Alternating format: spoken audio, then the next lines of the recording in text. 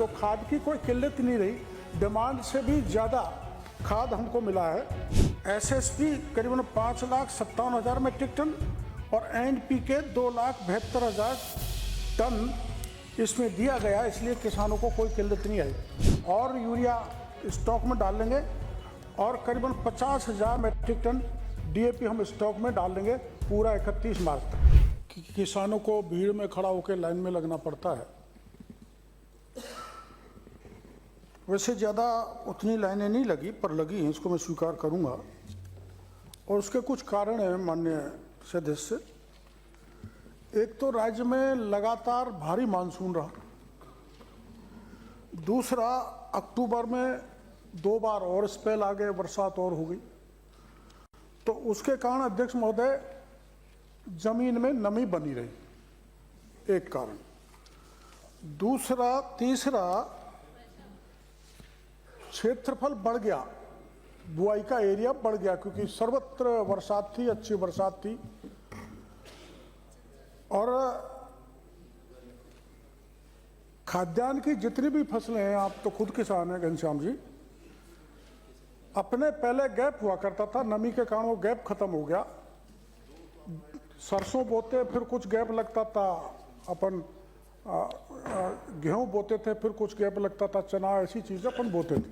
वो गैप नमी के कारण माननीय अध्यक्ष महोदय खत्म हो गया, इसलिए सतत बुआई किसान ने सरसों बोई तो गेहूं भी बो दिया, चना भी बो दिया, यूँ उस कारण उसकी लगातार कंटिन्यूटी में किसान रहा, तो उसको खाद की जरूरत पड़ी।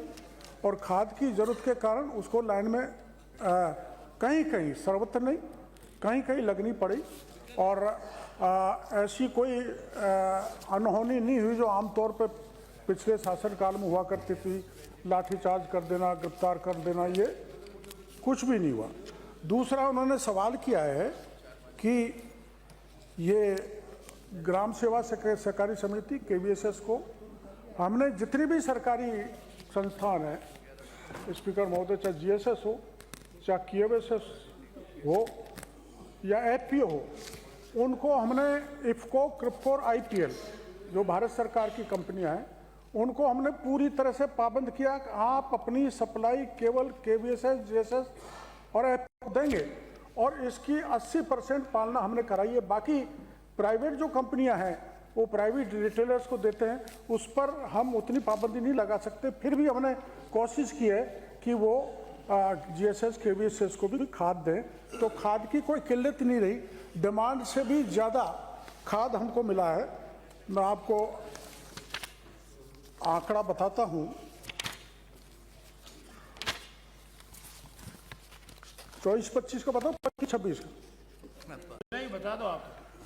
24-25 में माननीय सदस्य यूरिया 26.20 मीट्रिक टन की जगह, हमारी इतनी डिमांड थी, हमको मिला 29.29 मीट्रिक टन, यानी 3.0 मीट्रिक टन अधिक मिला। 112% हमने यूरिया पाया। और डीएपी 8.50, हाँ यहाँ थोड़ी कमी है, 8.50 के अगेंस्ट 7.8, यानी 1.42 मीट्रिक टन कम, यानी 83% डीएपी मिला। किंतु इनके इलाके में एसएसपी को प्रायोरिटी देते हैं डीएपी की जगह, तो इसलिए एसएसपी करीबन 5,57,000 मीट्रिक टन और एनपीके 2,72,000 टन इसमें दिया गया, इसलिए किसानों को कोई किल्लत नहीं आई। वैसे ही 2025-26 में यूरिया 25.52 मीट्रिक टन की मांग के अगेंस्ट में 29.06, यानी ये हमको ज़्यादा मिला। और 8.43 के अगेंस्ट 8.45 हमको डीएपी मिला, तो यूरिया मिला 117% अधिक और डीएपी मिला 101%। अभी अध्यक्ष महोदय आधा फरवरी है, पूरा मार्च है, तब तक हम करीबन 1 लाख मीट्रिक टन और यूरिया स्टॉक में डाल लेंगे और करीबन 50,000 मीट्रिक टन डीएपी हम स्टॉक में डाल देंगे पूरा 31 मार्च तक। क्वालिटी कंट्रोल हमारे अधिकारियों द्वारा कार्रवाई की गई और जहां वितरण होता था हमने अधिकारी कर्मचारी को तैनात किया ताकि निगरानी बराबर रहे। फिर भी मैं उसको राजनीतिक नहीं बनाना चाहता। पिछले राज में वास्तव में लोगों की आदत बिगड़ गई थी, रिटेलर्स की, ट्रेड मार्कर्स की। तो फिर हमने इसमें एफआईआर दर्ज की है घनश्याम जी 107, और आपके 5 साल के राज में हुई 20, मात्र 20। हाँ, आगे की मैं बता रहा हूँ ना। हमने निरीक्षण किया 11,938 का, कारण बताओ नोटिस दिया 765 का, लाइसेंस सस्पेंड किया 169 का, लाइसेंस कैंसिल किया 46 का, और 28 केसों में पुलिस ने गिरफ्तारी की। कोर्ट में चालान हो गया 16 केसों में। कोर्ट में करीबन 21 केसों में लोग अग्रिम जमानत ले गए। अब तक सील्ड उर्वरक फैक्ट्रियां 27 के ताले ठुके हुए। और तुलनात्मक आपकी सरकार का हमारा बता दूं, बता दो। आपने ये कह रहे पर्याप्त है। बीज में तो एक भी एफआईआर दर्ज नहीं हुई, हमने 5 कर डाली। उर्वरक में 20 करी, हमने 110 कर डाली। पूछेगा तो उसका उत्तर तो दिलाना है। और अब तक 115 हो गए आज की तारीख तक। ठीक। बीज में आपने लाइसेंस किसी का निरस्त नहीं किया, हमने 8 का कर दिया। फर्टिलाइजर में आपने 8 का किया, हमने 31 का कर दिया, 4 गुना।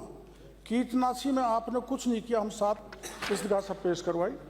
और आहरित नमूने आपके उसमें थे 5,213 और हमारे अब हो गए 11,771।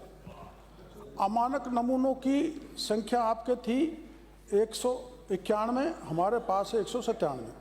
अमानक प्रतिशत 3.6% और हमारा ये उर्वरक के नमूने आज कृषि की डिमांड है, मैं उन्हें बताऊंगा। लेकिन राजस्थान में जो कार्रवाई फर्टिलाइजर पेस्टिसाइड सीड के लेके हुई, तो केंद्र ने यह निर्णय ले लिया है कि सीड में और फर्टिलाइजर पेस्टिसाइड में सख्त कानून लाया जाए।